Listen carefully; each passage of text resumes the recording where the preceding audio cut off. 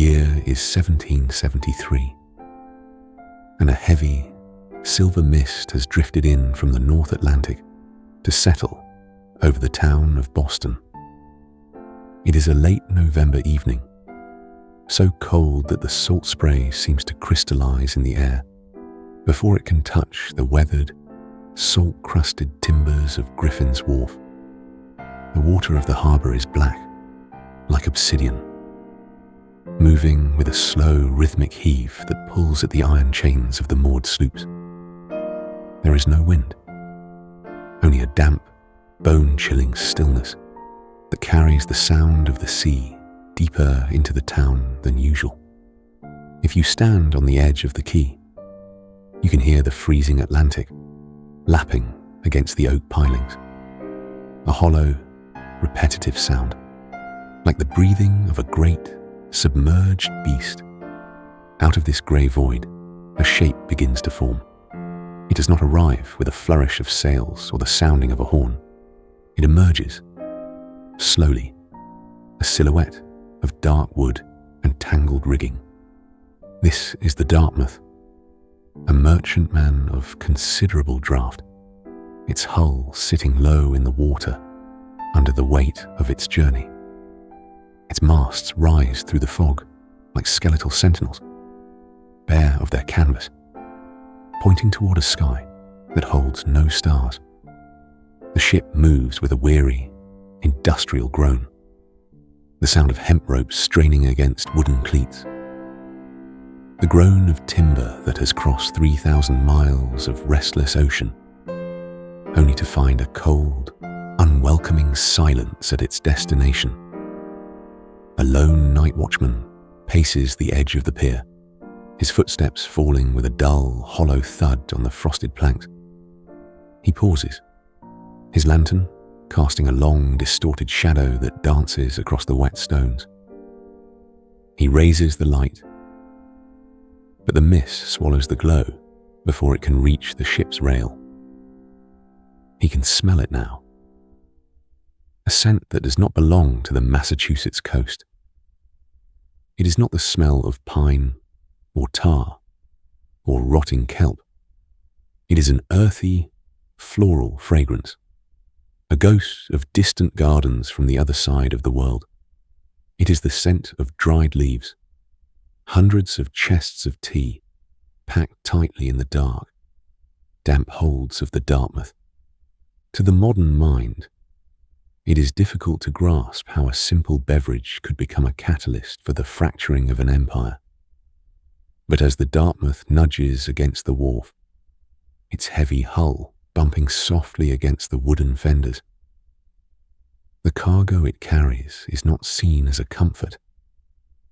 It is seen as an ultimatum, a physical manifestation of a distant parliament's will. For weeks, the town has been vibrating with a low-pitched anxiety. The news of the Tea Act had arrived long before the ships, travelling through the coffee houses and the taverns like a slow-burning fuse. The East India Company, a titan of commerce that commanded armies and governed subcontinents, was failing. Its warehouses in London were overflowing with tea that no one was buying. To save the company, the Crown had granted it a monopoly and a tax. The watchman looks up as the first ropes are thrown from the deck, hitting the wharf with a wet, heavy slap. He watches the sailors move in the dim light, their movements mechanical and tired. They are unaware, or perhaps simply indifferent, to the fact that they are delivering the most dangerous cargo in history. This tea is a poisoned gift. It is cheaper than the tea smuggled from the Dutch, cheaper than any tea the colonists have ever known. But to land it, to pay the duty, is to acknowledge a principle.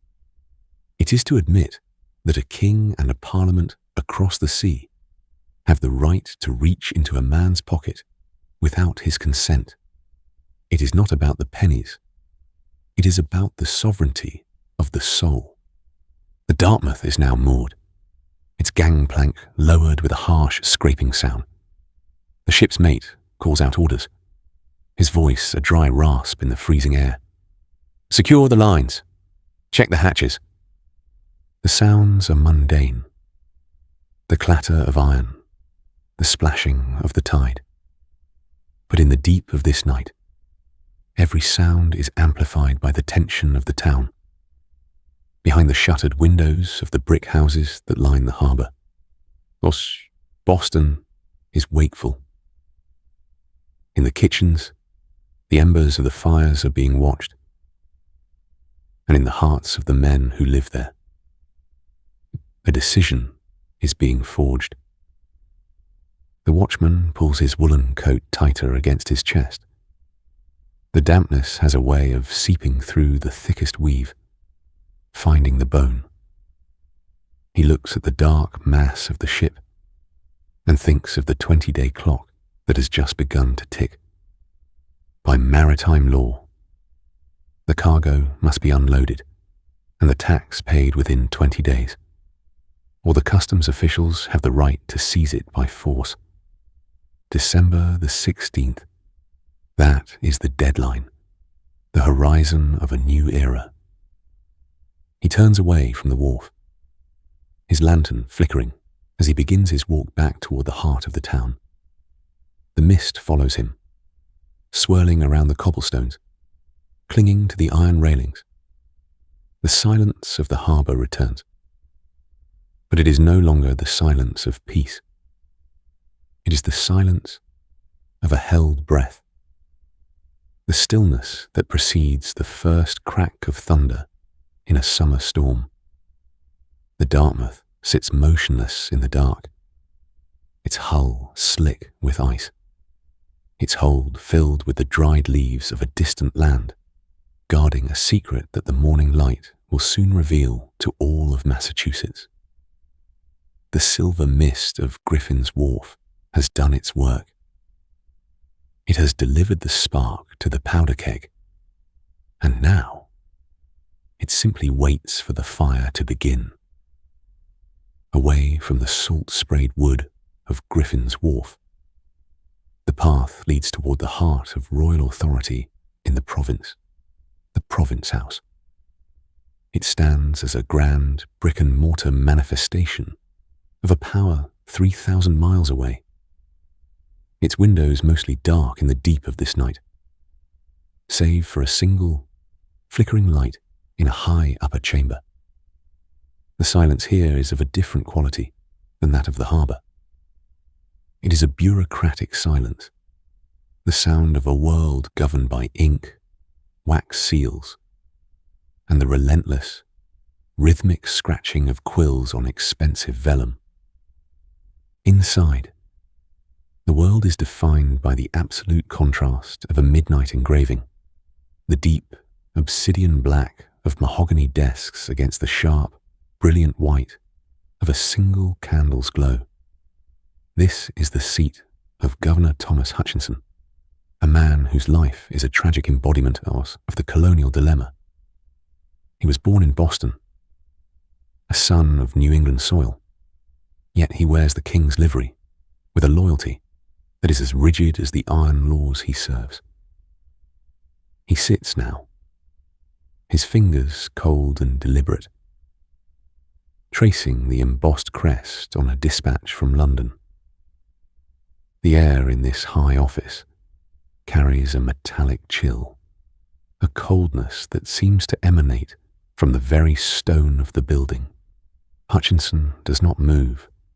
He watches the candle flame, his shadow stretched long and distorted against the soot-stained rafters.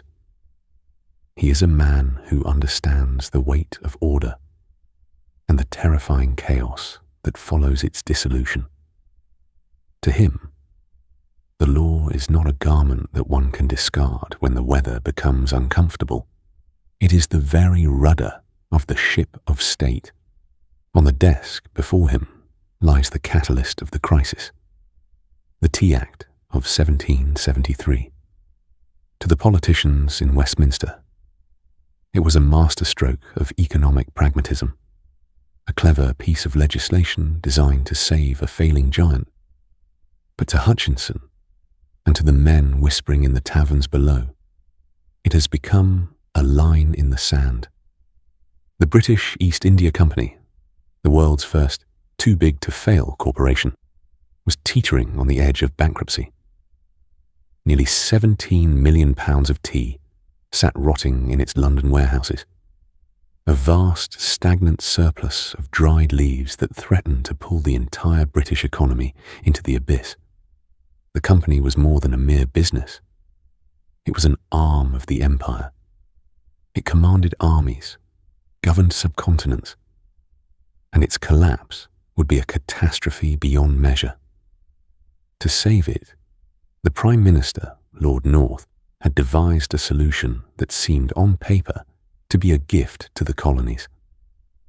By allowing the company to ship its tea directly to America, bypassing the middlemen and the merchants, the tea could be sold at a price lower than it had ever been. Even with the tax included, it was cheaper than the tea smuggled in from the Dutch. It was a corporate bailout disguised as a consumer benefit, a calculated attempt to use the colonists' own pocketbooks to bribe them into accepting the principle of parliamentary taxation. But Lord North had made a fatal error. He believed that the people of Massachusetts were governed only by their desire for convenience. He forgot that for decades they had been nurtured on a diet of intellectual representation and consent. Hutchinson picks up a heavy brass seal, its surface cold against his palm. He looks at the pool of hot, red wax he has dripped onto a decree. He understands the trap better than the men in London do. He knows that, for the people of Boston, this tea is a poisoned gift. To accept it, to drink it, is to acknowledge that a parliament 3,000 miles away has the right to reach into their lives without their voice.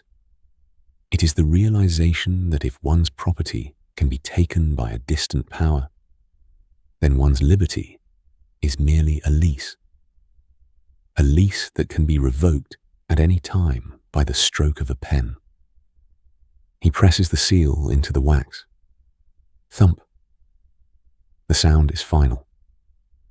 A dull resonance that seems to vibrate through the floorboards and out into the freezing night. Hutchinson does not care about the price of the leaves. He cares about the sovereignty. He sees the resistance not as a struggle for liberty, but as a dangerous erosion of the natural hierarchy that keeps the world in balance. He remembers the mob that sacked his own house years ago. The sound of his library being scattered to the wind, the terror of the unpropertied crowd. To him, authority is the only thing standing between civilization and the dark. The law must be obeyed, he mutters to the empty room, his voice a dry, echoing rasp. For without the authority of the crown, we are but a ship without a compass in a storm. But the storm is already here, and it is being measured by the ticking of the clock, by British maritime law. Once a ship enters the harbour, it has exactly 20 days to unload its cargo and pay the required duties. The Dartmouth had arrived on the 28th of November. The 20th day, the final deadline, is the 16th of December. If the tea is not landed by midnight on that day, the customs officials have the legal authority to seize the goods, to land them by force under the protection of British naval guns. For Hutchinson, this is the win-win he seeks. Either the tea is sold, or it is seized. Either way, the tax is collected. Either way, the authority of Parliament is upheld. He stands and walks to the window, looking out toward the harbour where the masts of the Dartmouth stand like skeletal fingers against the black sky. He has refused every petition to allow the ships to return to England with their cargo intact. He has stood firm on the letter of the law, believing that any concession to the populace would be the first step toward the dissolution of all order. The silence of the province house is absolute, and it is chilling. It is the silence of an empire that has grown too large to feel the heartbeat of its distant members. The silence of a king who refuses to hear the whispers in the streets. The ink on the governor's decrees is cold, representing a world of black and white, of absolute obedience or absolute rebellion. Beneath the window, a lone night watchman passes by, his lantern flickering as he turns the corner. He does not look up at the governor's light. He looks toward the town, where the committees of correspondence are working by candlelight, their quills scratching urgently across parchment. The weight of the night is shifting. The bureaucratic silence of the high office is beginning to be countered by the low rhythmic hum of a gathering resolve. The intellectual debate has been exhausted. The legal petitions have been filed away in dusty drawers, and the governor remains unmoved, a silhouette of iron in his dark chamber. The 20-day deadline is approaching its final hours, and the tea sits in the dark, damp holds of the ships, hidden behind thick planks of oak, unaware that it has become the most dangerous cargo in history. The scent of the sea is sharp, but the air in Boston is electric with the weight of an impending choice. Hutchinson turns back to his desk, extinguishing the candle with a silver snuffer. The room is plunged into a velvety, ink-black darkness, leaving only the faint, amber glow of the embers in the hearth. The governor is at rest, but it is a restless peace, the stillness of a man who has built a fortress of law, only to find himself a prisoner within its walls. The path leads away from the cold stone of the province house now, moving back into the narrow alleys where the shadows are warmer, and where the whispers are beginning to grow into a single, steady vibration. A heartbeat that the governor, in his high chamber, can no longer hear. The transition from the open, mist-shrouded wharf to the narrow, labyrinthine arteries of the North End is marked by a subtle change in the air. The salt-crusted wind of the harbour is broken by the close-set brick walls of Union Street, replaced by the scent of seasoned oak and pine burning in 100 domestic hearths. Ahead, a heavy iron sign sways in the night breeze with a rhythmic, metallic squeak, a lonely, persistent sound that serves as the heartbeat of the dark street. It is the sign of the Green Dragon Tavern, a weathered creature of copper and wood that has become, in these restless months of 1773, the unofficial headquarters of the brewing storm. The heavy oak door swings open, and the world is instantly redefined by the high contrast of a midnight engraving. The obsidian darkness of the street is cut by the sharp, amber glow of tallow candles, and the deep, orange pulse of a massive stone fireplace. The heat within the tavern hits with a physical weight, carrying the thick aromas of fermented cider, expensive Virginia tobacco, and the sharp, acrid scent of fresh ink. This is a sanctuary of light, yet the light itself feels conspiratorial, casting long, dancing shadows that stretch across the soot-stained rafters of the ceiling. Inside, the atmosphere is not one of boisterous celebration, but of a profound, concentrated urgency. There is the low hum of voices, the clinking of pewter, and the occasional crackle of a settling log. But beneath it all, there is a shared vibration of resolve. In a secluded booth at the far end of the room, a space where the shadows are thickest and the candlelight barely reaches, a small group of men sit huddled over a map of the province, their faces, etched with the sharp lines of the flame, reflect the weariness of 1,000 sleepless hours. Among them is Paul Revere, his hands, those of a master silversmith, resting with uncharacteristic stillness on the scarred wooden table. These are hands accustomed to the delicate work of engraving silver. Yet tonight, they are clenched into fists. Beside him sits Samuel Adams, a man of 51, whose grey hair and steady gaze lend the table an air of quiet, immovable authority. The governor has fortified his position behind the letter of the law. Revere whispers, his voice low and raspy as he traces the line of the harbour with a calloused finger. He believes that by refusing the ships their exit, he can force our hand through sheer exhaustion. He waits for the 20th day, the midnight deadline. Samuel Adams does not look at the map. He stares instead into the blue core of a candle flame, his fingers interlaced. When he speaks, his voice is like the low, resonant vibration of a cello, carrying through the quiet corner of the room with a weight that demands attention. Hutchinson mistakes our patience for indecision, Adams says softly, his tone as steady as the winter frost.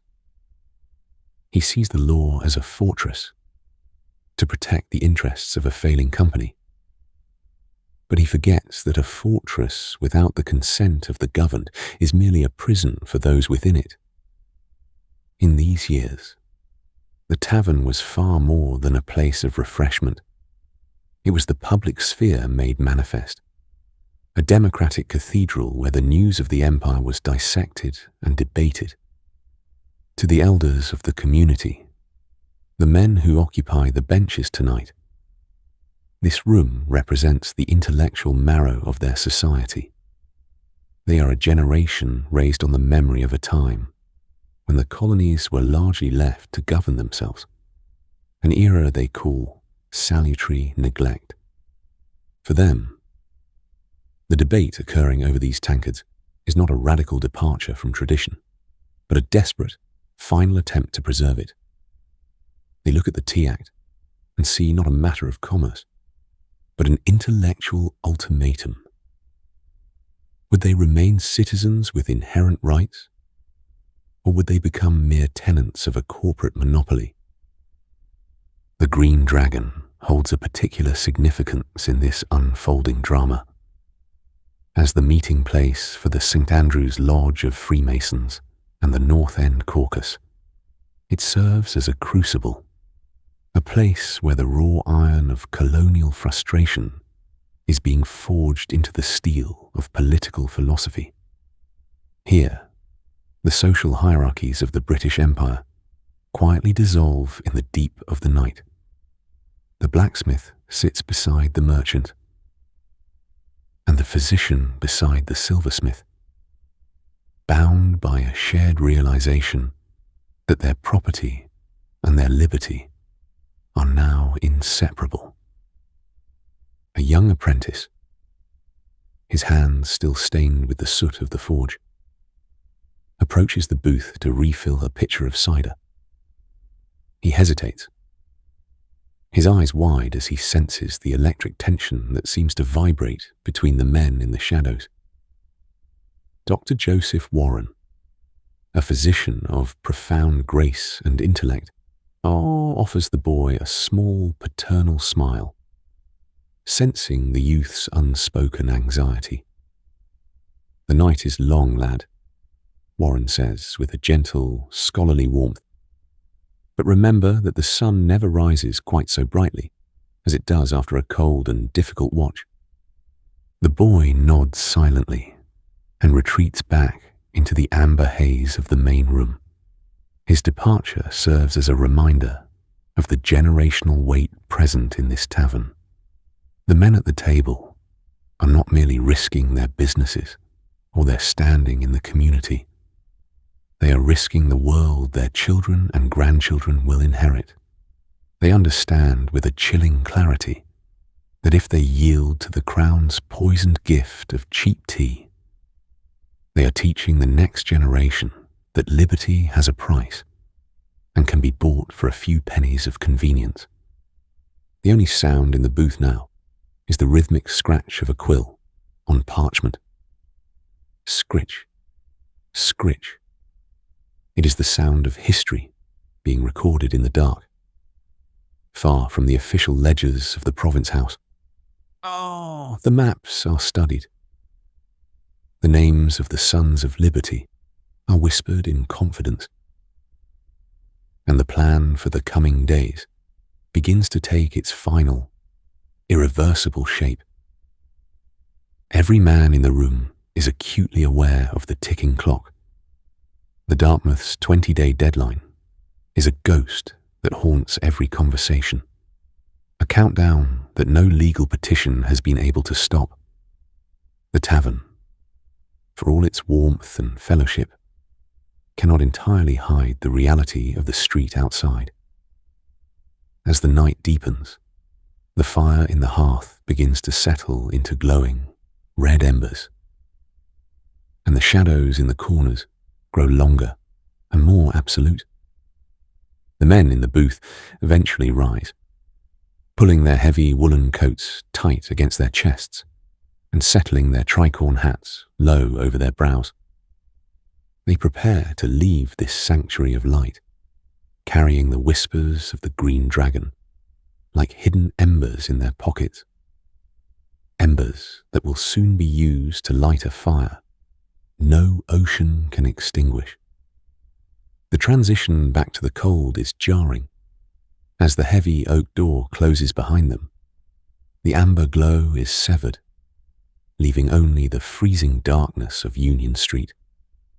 The metallic squeak of the tavern sign follows them into the night, a lonely, persistent sound that seems to mock the bureaucratic silence of the royal governors. They move away from the human warmth of the conspiracy and back into the path of the empire's cold, institutional machinery. The whispers of the tavern have been settled into a singular, irreversible purpose. The frost on the cobblestones seems to grow sharper now, reflecting a moon that is intermittently hidden behind a bank of heavy, snow-laden clouds. The path leads away from the green dragon and toward the grand, silent halls where the law is kept like a relic and where the iron grip of the crown is preparing to close once and for all. The intersection of Milk and Washington streets has become the gravitational center of the province. By the afternoon of December the 16th, 1773, the biting winter wind is held at bay by a literal wall of humanity. The old South Meeting House, a towering red brick sanctuary with its elegant steeple reaching into the grey, heavy sky, is the only building in Boston large enough to contain the magnitude of this moment. Faneuil Hall had proved too small hours ago. The sheer volume of the citizenry required a cathedral of deeper resonance. Nearly 7,000 people have squeezed into the pews, the galleries, and every inch of the standing floor. In a town of barely 16,000, this represents nearly half the population, a collective breath held in the palm of history. The transition into the interior of the meeting house is profound. The sharp, crystalline cold of the street is replaced by a humid, heavy atmosphere. The air is thick with the scent of wet wool, tobacco, and the thousands of warm breaths that condense on the high arched windows. It is a shared physical heat, a manifestation of a community that has become a single organism. In the deep of the gathering dusk, the scene is defined by the absolute contrast of a midnight engraving. The deep, obsidian silhouettes of tricorn hats and heavy cloaks set against the pale, filtered light of the windows, and the first few tallow candles being lit against the encroaching night. Inside, the silence is not an absence of sound, but a density of tension. There is an intellectual dignity to this assembly that distinguishes it from a common mob. These are citizens engaged in the final, exhausting act of a long legal drama. At the front of the hall, the intellectual anchors of the resistance remain visible in the flickering light. Samuel Adams, John Hancock, and Dr. Joseph Warren represent the various facets of the colonial mind. The strategist, the merchant, and the philosopher. Samuel Adams stands at the pulpit, his hair greying and his hands occasionally showing the slight tremor of palsy. But his voice remains the steady, immovable anchor of the room. He does not resort to fiery rhetoric. Instead, he speaks with the measured clarity of a man who understands that history is not made by noise, but by unyielding principle. "We have reached the end of the legal path," Adams says. His voice a calm, resonant baritone that carries to the furthest reaches of the upper gallery. "We have petitioned with the humility of subjects, and we have waited with the patience of those who believe in the rule of law." He pauses, allowing the weight of his words to settle over the crowd. Silence. The only sound is the rhythmic creaking of the wooden floorboards as 7,000 people shift their weight in unison. The focus of the room, the focus of the entire province, is on a single man who is not yet there. Francis Roch, the 23-year-old owner of the ship Dartmouth. He has been sent on a desperate, final journey through the freezing mud and sleet to the governor's country estate in Milton, 6 miles away. He is there to make one last plea for a naval pass, a document that would allow his ships to leave the harbour without unloading their tea. Consider the weight on this young man's shoulders. He is caught between the iron grip of the governor's law and the unbreakable resolve of his neighbours. As he rides through the dark, his horse's hooves splashing through the freezing mire, he carries the peace of the colony in his pocket. The hours crawl by. The sun dips below the horizon, and the interior of the meeting house grows darker, the deep blacks of the shadows becoming more absolute. The candle flames etch sharp, brilliant white lines into the faces of the weary participants. This is the generation's contribution to the moment, the insistence on waiting for the legal process to be fully exhausted. These elders, who have spent a lifetime building businesses and raising families under British law, are not eager for the chaos of rebellion. They are here to witness the death of a social contract. They understand that if the governor refuses this final plea, it is not the people who have broken the law, but the crown that has broken its promise. The psychological weight of the wait is palpable. Every tick of the clock brings the town closer to midnight, the 20th day, the legal deadline after which the customs officials can seize the tea by force. The meeting has been in session since the morning, yet no one leaves. The shared heat of the room sustains them against the hunger and the fatigue. It is a moment of collective meditation, a realization that the tea sitting in the harbour is merely a catalyst for a much deeper question. Does their consent matter? Or are they merely subjects to be managed? Suddenly, the heavy doors at the rear of the hall are thrown open. A stir ripples through the crowd like a wave. Francis Roch has returned. He is splattered with mud, his face pale and drawn from the freezing ride. The crowd parts for him in a heavy, expectant silence as he makes his way to the front of the hall. He stands before the committee, his breath visible in the chilly draught from the open door. "The governor," Roch begins, his voice thin and trembling. The governor refuses. He will not grant the pass. The ships must stay, and the tea must be landed according to the law. A low, guttural groan rises from the depths of the hall, a sound like the shifting of tectonic plates. The legal path has officially reached a dead end. The Crown has spoken, and its word is an uncompromising no. The iron grip of the Tea Act has tightened until the air itself seems to have vanished from the room. Samuel Adams remains perfectly still. He looks out over the thousands of faces, the candlelight reflecting in his eyes like a distant, steady fire. He knows that the time for debate has been completely exhausted. He knows that the tide in the harbour is beginning to turn, and the midnight deadline is only hours away. He straightens his shoulders, his silhouette a sharp, dark line against the white plastered wall.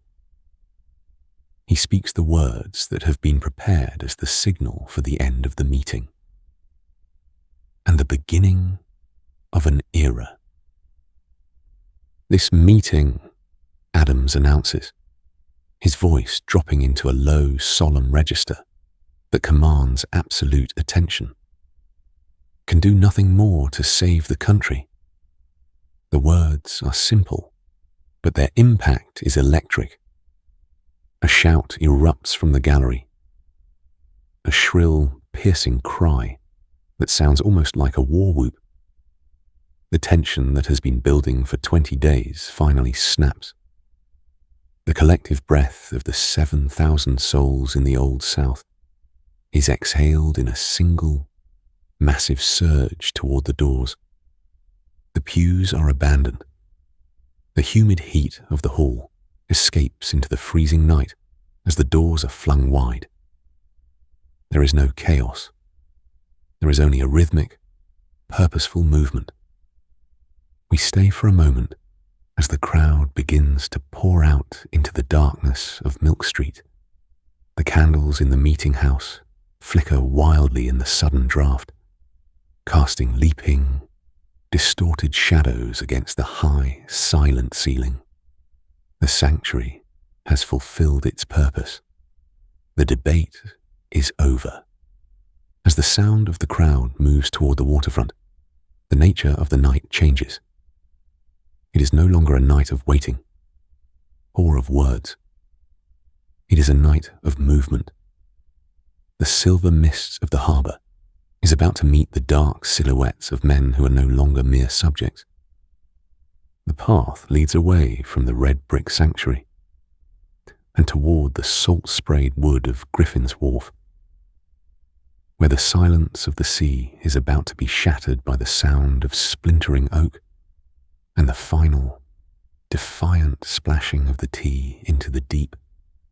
The freezing night air of Milk Street greets the surge of people as they pour out of the Old South meeting house. The transition is abrupt. From the humid, shared warmth of 7,000 souls to the biting, crystalline stillness of a Boston winter. In the deep of this night, the town is a study in shadow and frost. Small groups of men, having anticipated the governor's final refusal. Separate from the main crowd, with a quiet, practiced efficiency, they move towards the back alleys, the darkened workshops, and the narrow spaces behind the warehouses, where the transformation begins.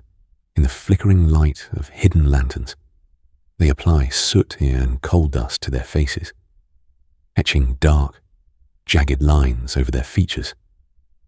Their hands, those of blacksmiths, lawyers and silversmiths, are now stained with the black residue of the forge.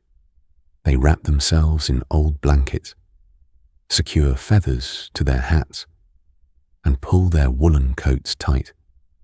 To a casual observer, this might seem a theatrical charade, but to the men of 1773, it is a sophisticated intellectual shield. The guise of the mohawk provides the necessary anonymity to protect them from the gallows. But more importantly, it serves as a powerful symbol. By shedding their identities as English subjects and adopting the persona of the American indigene, they are visually declaring that they no longer belong to the old world or its distant, iron-fisted king. The march to Griffin's Wharf is not a riot.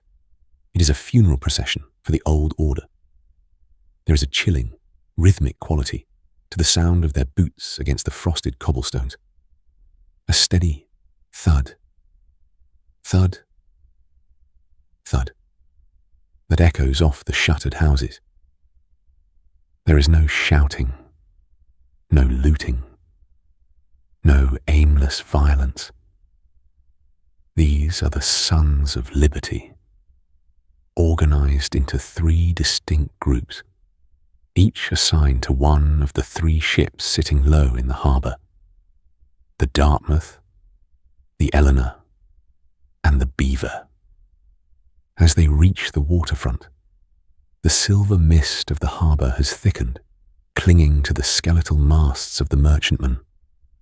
The vessels sit motionless in the black water, their hulls slick with ice, groaning softly as they nudge against the wooden fenders.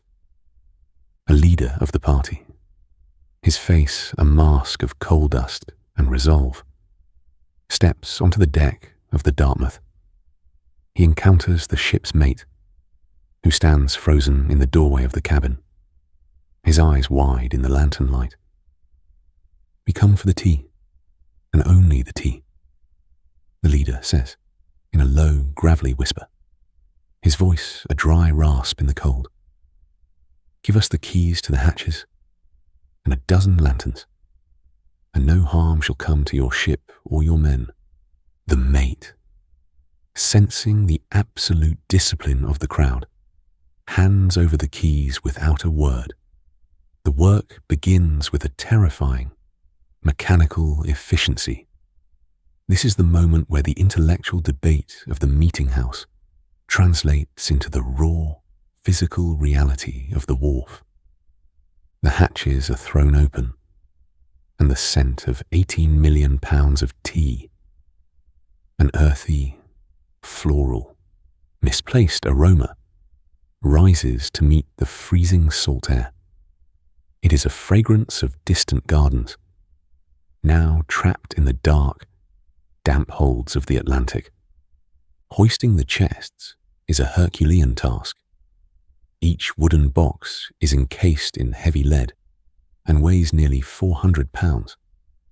The men work in teams of 3 and 4, their breaths forming thick clouds of white steam that swirl around them like spirits. They use block and tackle to haul the chests from the dark depths of the hold onto the deck, their muscles strained, their boots slipping on the frosted planks. Then comes the sound that would define the night. Crack. The first axe meets the cedar wood of a chest. The sound is sharp and brittle, echoing across the silent harbour like a gunshot. Crack. Splinter. Crack. 342 times. This sound repeats. The men are meticulous. They do not merely throw the chests overboard. They break them open first to ensure that the tea is fully exposed to the salt water, rendering it useless to the crown and the company alike. "Steady now," one man whispers to his partner as they heave a shattered chest toward the rail.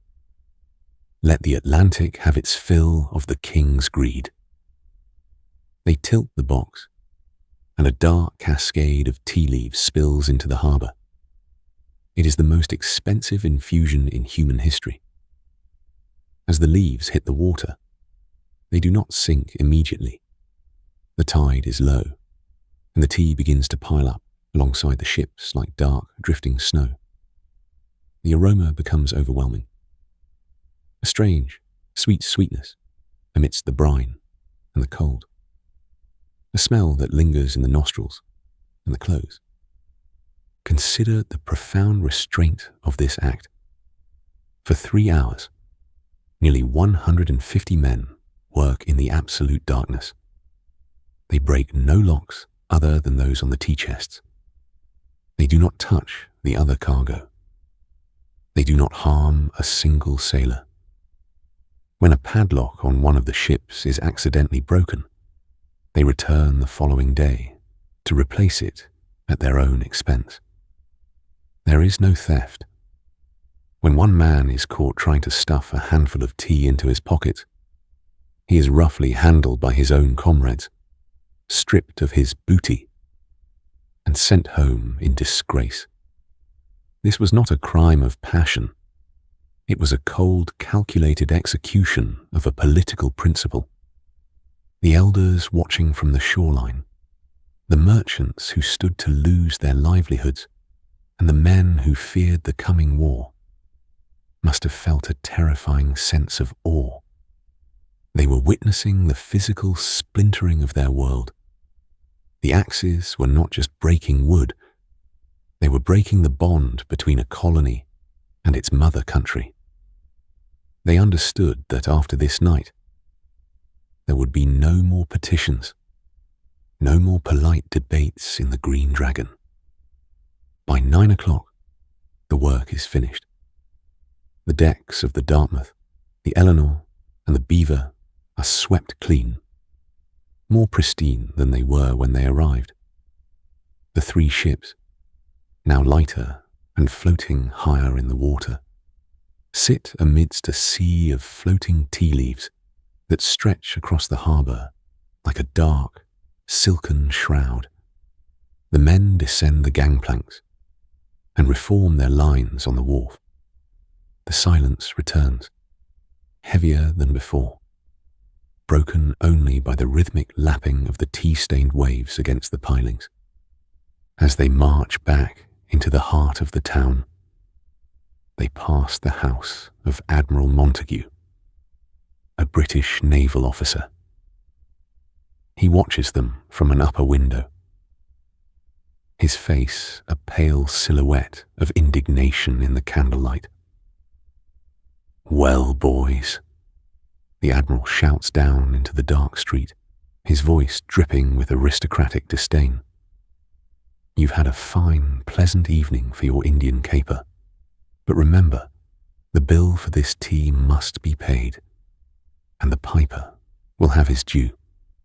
One of the men in the street looks up, his soot-stained face momentarily illuminated by the Admiral's lamp. He does not shout back. He simply continues his march, his boots finding the familiar, steady rhythm of the cobblestones. The bill would indeed be paid, but not in currency. It would be paid in the blood and resolve of a new nation. The crowd disappears into the narrow alleys, the soot being washed away in the basins of 100 dark kitchens. The Indians vanish, returning to their lives as blacksmiths, lawyers, and silversmiths. But the air in Boston has changed. It no longer carries the heavy, stagnant scent of the mist. Instead, there is a lingering, ghost-like fragrance of tea leaves and the sharp, clean smell of splintered wood. a scent that carries the promise of a dawn that no wax seal can ever mend. The first light of December the 17th, 1773, arrives not with a burst of gold, but as a slow, shivering grey, pulling the town of Boston out of the obsidian depth of the night.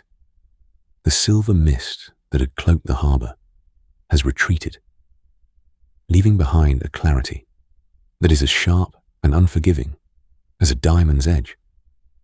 In this pale morning, the world appears in the stark, monochromatic lines of a midnight engraving. The white frost on the cobblestones, contrasting with the deep, ink-black shadows of the narrow alleys.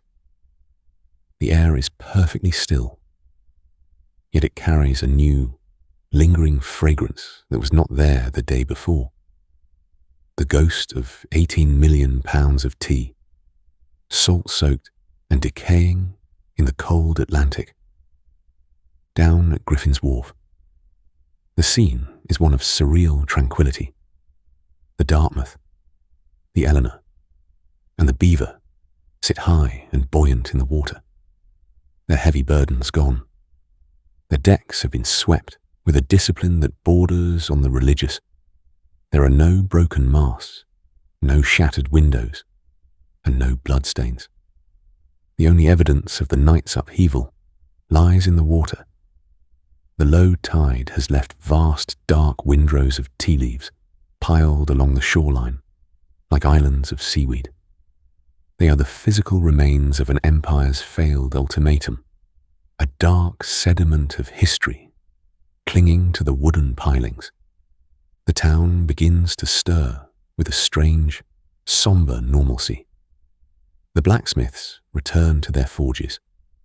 The merchants unbar their shutters, but the conversations are hushed, held in the low, resonant tones of people who realize they have crossed a threshold from which there is no return. There is no boastful celebration, no riotous cheering in the streets. Instead, there is a profound, intellectual sobriety.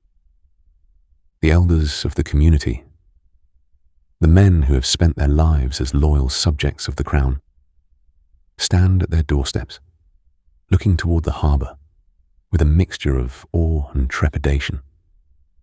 They understand with a chilling clarity that the night's work was not an ending, but a definitive, irreversible beginning. Among them is John Adams, a man with the soul of a philosopher and the mind of a jurist. He walks toward his office, his boots crunching on the thin ice of the street. Later this day, he will sit at his desk, the rhythmic scratch of his quill the only sound in the room, to record his thoughts in his diary. This is the most magnificent movement of all, Adams writes, his voice in the text steady and resolute. There is a dignity, a majesty, a sublimity in this last effort of the patriots that I greatly admire. The people should never rise without doing something to be remembered, something notable and striking. He pauses, his hand hovering over the parchment as he stares at the inkwell. This destruction of the tea, he mutters in a low, contemplative tone, is so bold, so daring, so firm, intrepid, and inflexible, and it must have so important consequences, and so lasting, that I cannot but consider it as an epoch in history. For the generation that remembered the era of salutary neglect, these consequences were the weight they would carry for the rest of their lives. They possessed the intellectual maturity to know that the British Empire would not let such a defiance go unpunished. They saw, in the quiet dawn, the looming shadow of the intolerable acts, the closing of the port, the suspension of their charter, and the eventual arrival of more red-coated regiments. They were trading the comfort of a known, though oppressive, order for the terrifying uncertainty of a future they would have to build with their own hands. This was the true dawn of a new world. It was not merely the birth of a new political entity, but the birth of a new human identity. In the deep of the night, they had washed away the soot of the Mohawk disguise, but they could not wash away the transformation of their spirits. They were no longer merely colonists or subjects managing a distant master's ledgers. They had become something else, a people defined by the radical notion that their consent was the only legitimate foundation for power. As the sun climbs higher, a pale, watery disk behind the winter clouds, the tea islands in the harbour begin to drift away with the rising tide. Some of the leaves will wash up on the shores of Dorchester. Others will be carried out into the vast, dark Atlantic.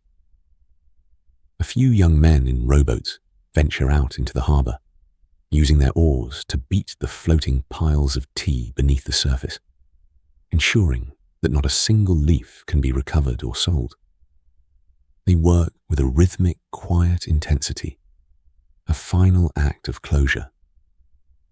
Looking back from the shore, the province house remains as cold and imposing as ever, its red brick walls a fortress of royal authority.